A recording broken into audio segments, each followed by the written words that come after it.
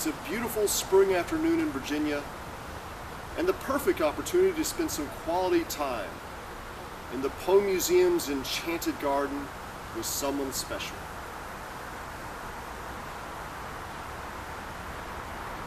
And for this week's Curator's Crypt, I'd like to share with you a tiny fragment of a newly discovered letter that gives fresh insight into the greatest scandal of Poe's career.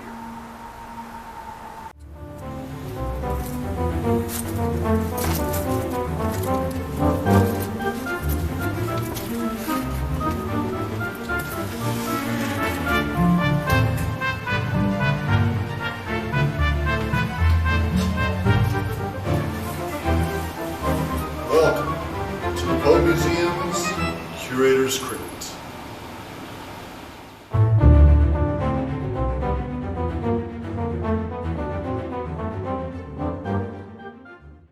Now, before we begin, I'd like to remind you that we're not talking about this Poe. This is 1849 Poe. We're talking about this Poe, 1845 Poe, 36 years old, fresh off the success of The Raven, which made him a household name. He's living in New York City, and he's caught the attention of one of the most popular, beloved poets in the country, Frances Sargent Osgood. She caught wind that Poe had been praising her in his lectures. And she met him at the Astor House and recalled the first time she saw him with his proud and beautiful head erect, his dark eyes flashing with the electric light of feeling and thought, a peculiar and inimitable blending of sweetness and hauteur in his expression and manner.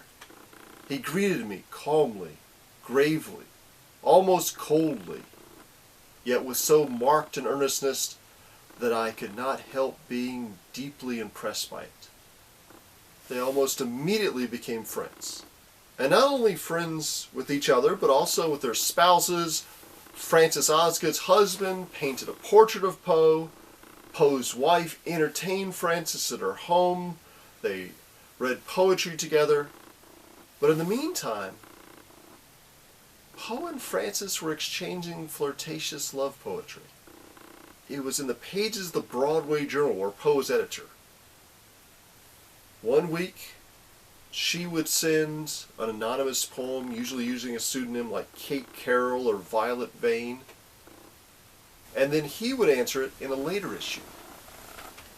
They went back and forth like this. Some of these poems are actually pretty intimate, including Frances's poem, So Let It Be, in which she basically says that, I saw you and your wife last night together, but how could you have treated me like a stranger?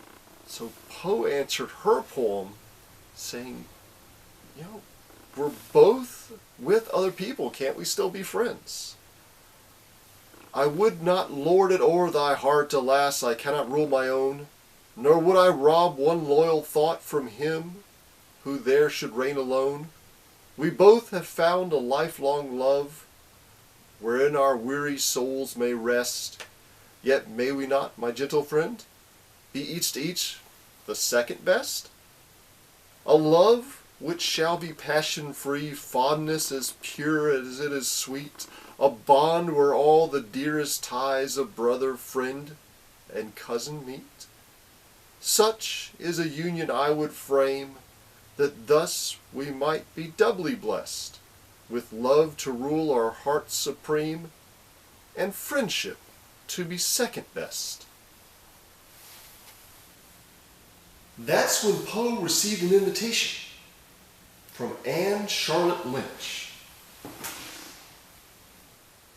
She was a poet, a tutor, a sculptor, and she had devoted herself to trying to cultivate the American literary scene at a time when American literature was just considered a dumbed-down imitation of British literature.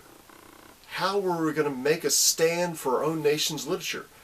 She wanted to bring all the best artists and writers, politicians, thinkers to her weekly literary soirees. And Poe started showing up every week. According to Francis Osgood, I met Mr. Poe very often at the receptions. He is the observed of all observers. People seem to think there is something uncanny about him. And the strangest stories are told, and what is more believed about his mesmeric experiences. So other people start to notice Poe. And one of these was the poet Elizabeth Elliot. Her husband was living down in South Carolina where he was a professor. And she started sending Poe sort of business-like letters, but on the back would write in German, "Meet me in my apartment tonight. I have a private message for you."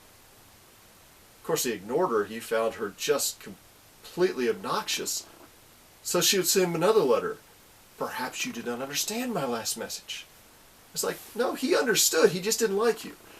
So he sort of shunned her a little bit. She continued her affections. And that's when things get murky. According to an account of the time, Elizabeth Elliot stopped by Poe's house and caught Francis Osgood and Virginia reading one of Elliot's poems out loud and laughing at it. And Elliot was humiliated and stormed out of the house.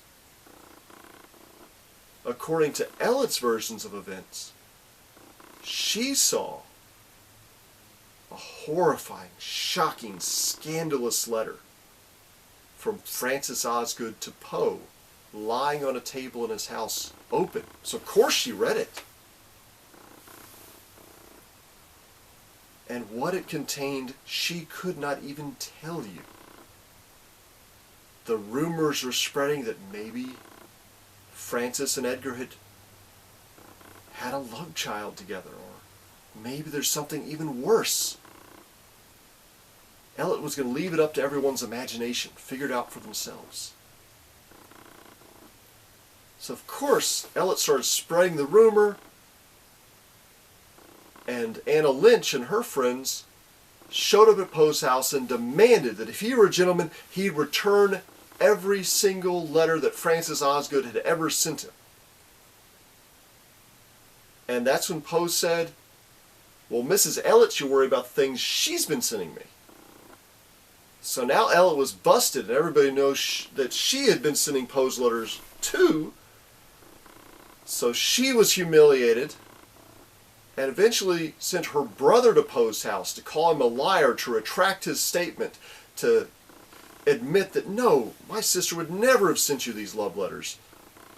And Poe said, "I'm a gentleman, you can't call me a liar, I challenge you to a duel."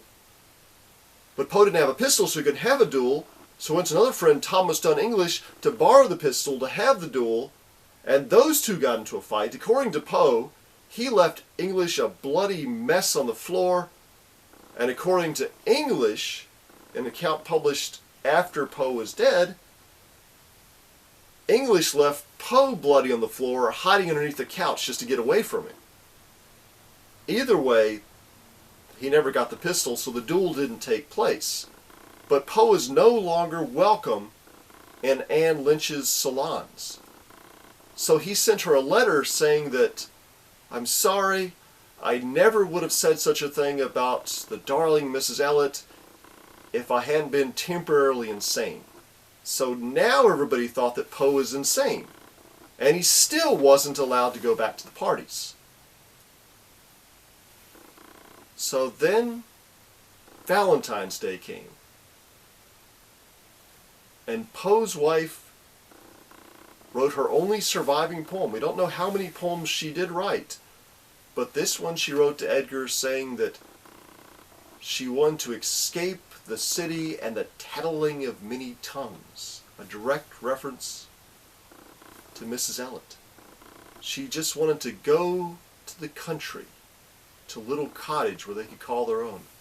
And later that year, Poe and Virginia and his mother-in-law moved to a little cottage in the countryside to get away from New York City. And that's where Poe's wife eventually died of tuberculosis, aged just 24. And to the end, Poe said that his wife told him that Mrs. Elliot was the one who murdered me. That her scandalous accusations were what drove her to an early grave. So there's no love lost for Mrs. Elliot. Poe continues to despise her. Now that same Valentine's Day, Poe wrote his own Valentine's poem, which he sent to Anne Lynch to be read at her annual Valentine's Day party, where all the famous poets would read their Valentines out loud. Poe was not allowed to go to the party, and Lynch said that she could not even read his poem at the party because her friends would no longer associate with her if she had anything to do with Poe. So eventually the poem was published, and Poe challenged his readers to figure out the subject of his poem. The poem begins, "For her these lines are pinned, whose luminous eyes, bright and expressive as the stars of Leda, shall find their own sweet name that nestling lies upon this page and wrapped from every reader." And Poe wasn't kidding. If you do search carefully the lines of the poem, you'll find the first letter of the first line is an F. The second letter of the second line is an R. The third of the third is an A. And if you go all the way down the poem, it spells out Francis Sargent Osgood. Now, even after the Valentine soiree, even after Poe and Osgood are no longer speaking, it looks like Elizabeth Elliot would just not let matters lie. So Osgood finally wrote her, and that is the little note that we have right here. It came from Elliot's own autograph album. Apparently she had collected it as a specimen of Francis Osgood's handwriting and her signature, but she cut it in half and crossed out a lot of the writing on the backside. So whatever the top half of the letter said was probably a whole lot worse than what we have left at the bottom half of the letter. But it begins with the fragment of a letter that Poe's wife wrote to Osgood, and Osgood's quoting here. We only have the last few lines of it, though. It says, "The brief period in which these wretched imaginings drove me mad." This is the toll that these rumors are taking on Poe's wife. And then Osgood continues after quoting Virginia. She says that, "I am very ill. I had more to say, but I cannot write. May I beg of you, dear Mrs. Elliot, to let the matter drop here. I cannot live many months longer, I feel assured, but for my husband's sake, and for that of my children, I would not for the world have it revived. I do not wish the Poes ever to hear my name again."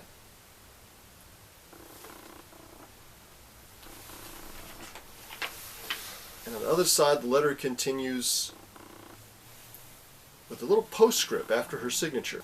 "I think Mr. Poe should be forgiven for his part in the matter, as he confessed to me that he had intervals of madness." So once again, Poe uses the temporary insanity defense. Now, if you're wondering about Mrs. Elliot's reply to Francis Osgood, we actually do have that letter, and we've known about it for a while. And among other things, she apologizes for stressing out Osgood, but she also says, "The letter shown me by Mrs. Poe must have been a forgery. And man capable of offering to show notes he never possessed would not, I think, hesitate at such a crime." So Elliot's saying that the letter that humiliated Osgood, drove Poe's wife to an early grave, drove Poe to madness, was a forgery by Poe? It doesn't really add up, and it looks like we might be catching Elliot in a little bit of a lie here, but we'll leave it up to you to decide. Who do you think's telling the truth? Is it Elliot? Is it Osgood? Is it Poe? Stop on by the Poe Museum. See the letter in person and decide for yourself. Well, thanks for joining us this week. I regret my old friend Annabelle Lee was a little bit under the weather, but I hope she'll be feeling a little bit better for next week's installment of the Curator's Crypt.